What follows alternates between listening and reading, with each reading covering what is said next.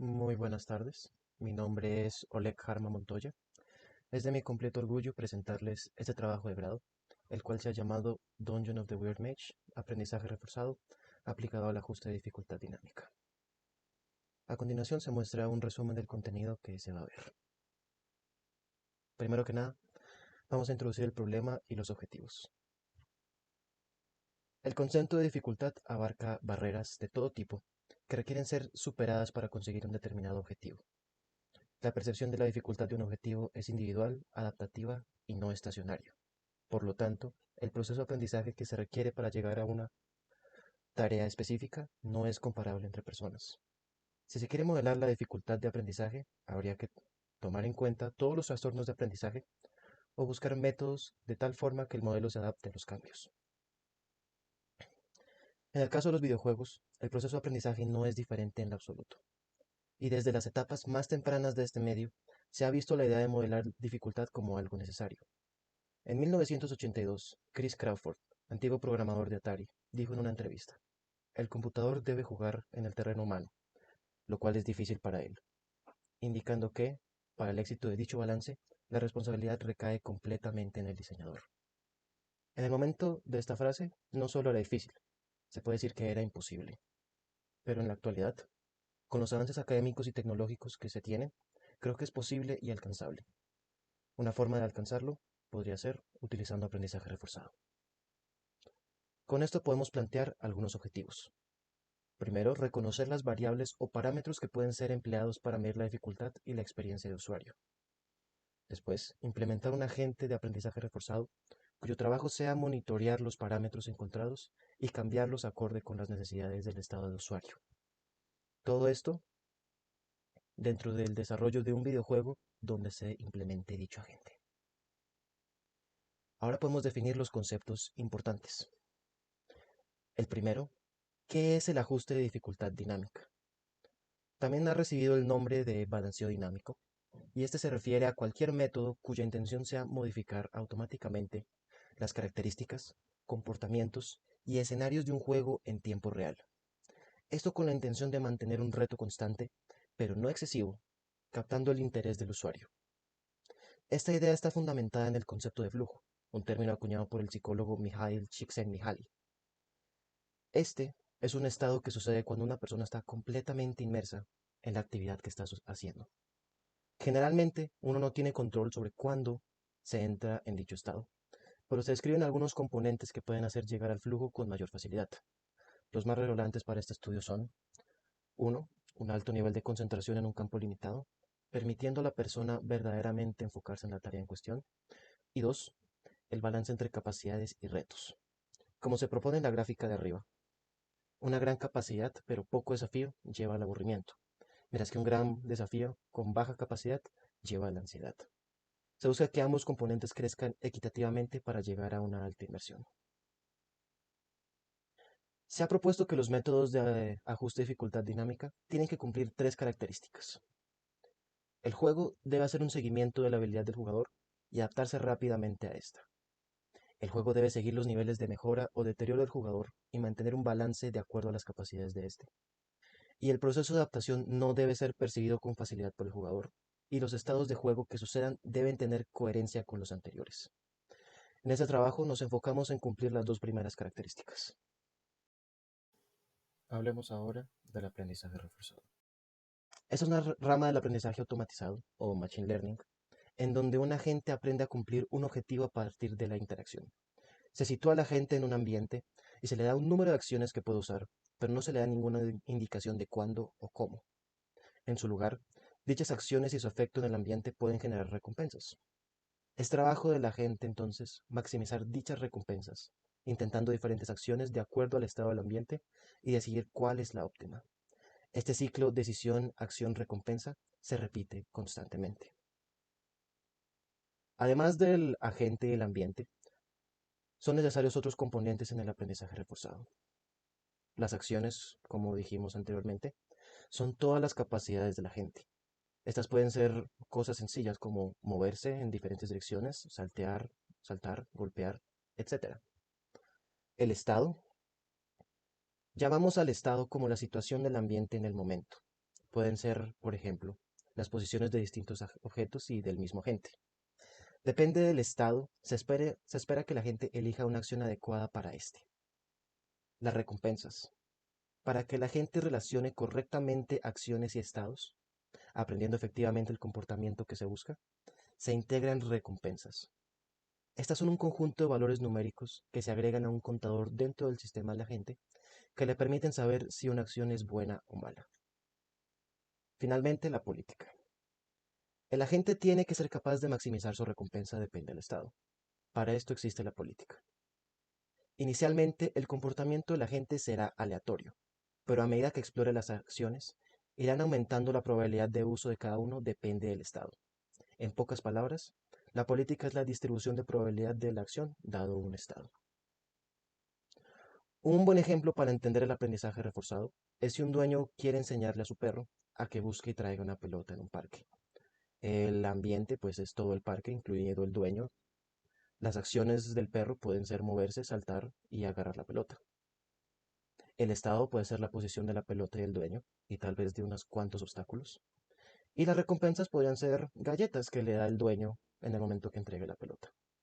Este esquema que ven resume muy bien el proceso de aprendizaje reforzado con el ejemplo visto. Con todo entendido, con todas las bases puestas, empezaremos a mostrar la metodología. Quiero hablarles primero de lo que se llama el roguelike. Este es un subgénero de videojuegos que tiene sus raíces desde los años 80. Se caracteriza por dos cosas. Se genera proceduralmente en cada inicio de partida, lo que significa que nunca es exactamente igual. Y el jugador solo tiene una vida.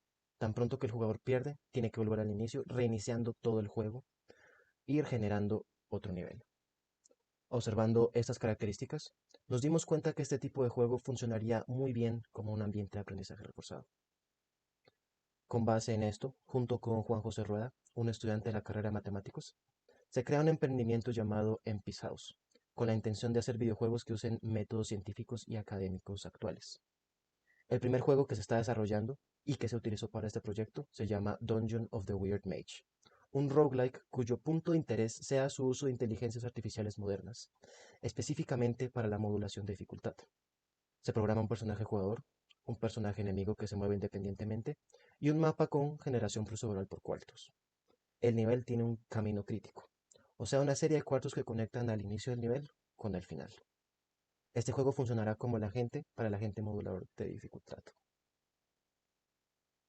Antes de trabajar en el agente principal, nos encontramos con un problema. Para poder modular el juego, necesitamos individuos que en efecto jueguen el juego.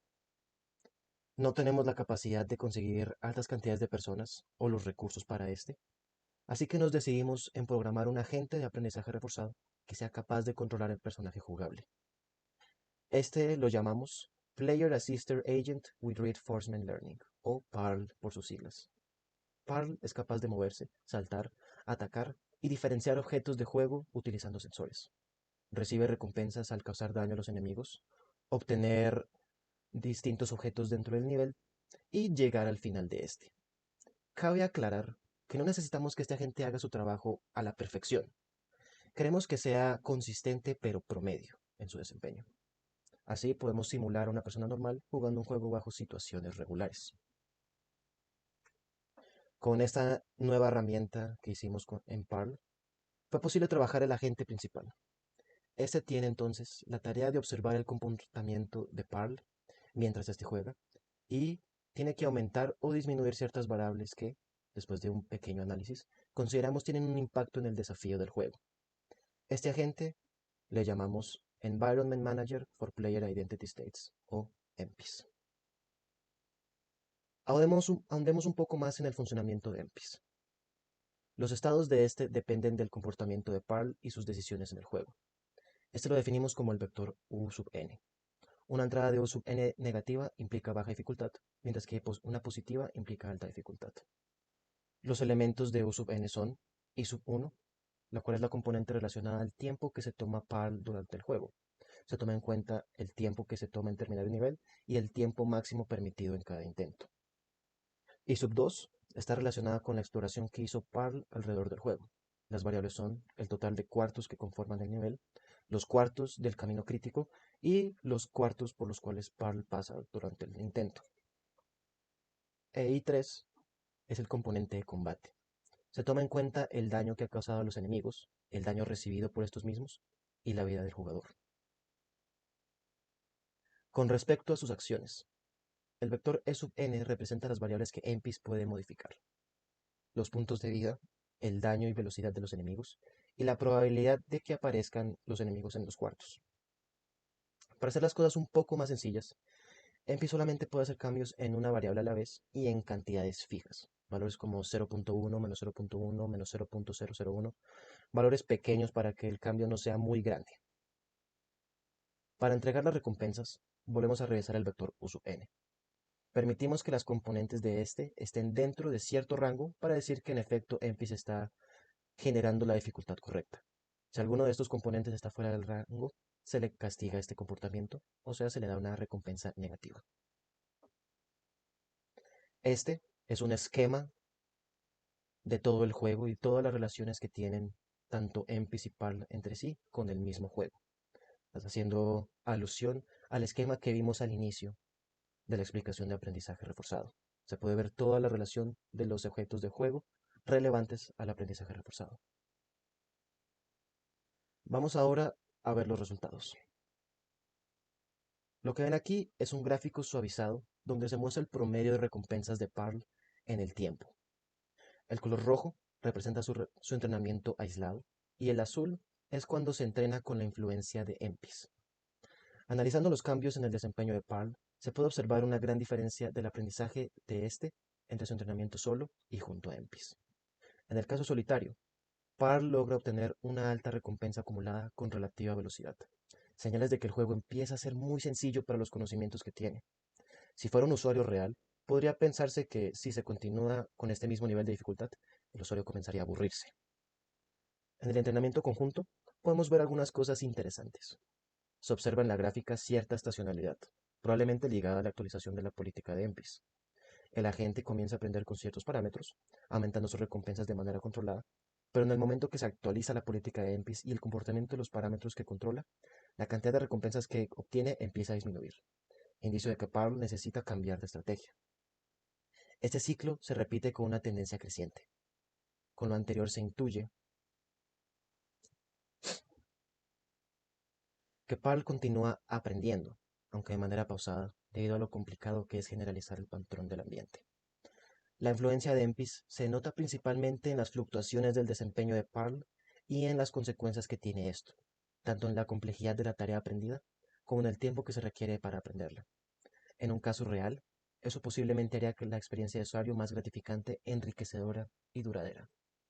Si volvemos a la gráfica anterior de la explicación del flujo, vemos que su comportamiento es bastante similar a la misma gráfica. El mayor problema con el que nos encontramos es que Empis no fue capaz de relacionar I2, el componente exploración, con algún parámetro de dificultad, esencialmente ignorando este elemento del juego. Vemos entonces la necesidad de investigar más a fondo las implicaciones de la exploración en la dificultad del juego. Podemos entonces llegar a algunas conclusiones. Empis logra balancear algunos aspectos de juego que pueden llegar a una mayor dificultad. La capacidad de Empis para cuantificar la exploración del usuario todavía es muy reducida. Y por último, la implementación de Empis causa un comportamiento cercano al estado de flujo. Con esto podemos decir que se cumplieron los objetivos en su totalidad. Con los objetivos realizados, se ha terminado el trabajo de grado, pero este emprendimiento ciertamente no. Actualmente estamos buscando qué mejorar y qué agregar. Por supuesto, se continuará el desarrollo de Dungeon of the Weird Mage y el agente Empis para un producto completo. Se buscarán otros métodos para la generación procedural de niveles más orgánicos y que puedan ser más modificables solo usando ciertos parámetros. Se quiere entrenar agentes enemigos inteligentes con aprendizaje reforzado, aumentando la inversión. Se planea estudiar y utilizar herramientas más pesadas para la creación de modelos desde cero, permitiendo resolver problemas más complejos y tal vez conseguir mejores resultados. Para reducir el tiempo de entrenamiento e inferencia de ambos agentes, se ha planteado implementar métodos numéricos asociados a la aceleración de convergencia de métodos iterativos, para acelerar la convergencia de las recompensas. Y, por último, se explora la posibilidad de cambiar de motor para el desarrollo del videojuego, queriendo encontrar una herramienta que se adapte al tipo de juego que se quiere. Este es el final de la presentación. Agradezco mucho por su apoyo, agradezco al profesor Álvaro Montenegro y al estudiante Juan José Rueda, y espero que estén pendientes de nuestro desarrollo en futuros proyectos. Muchas gracias.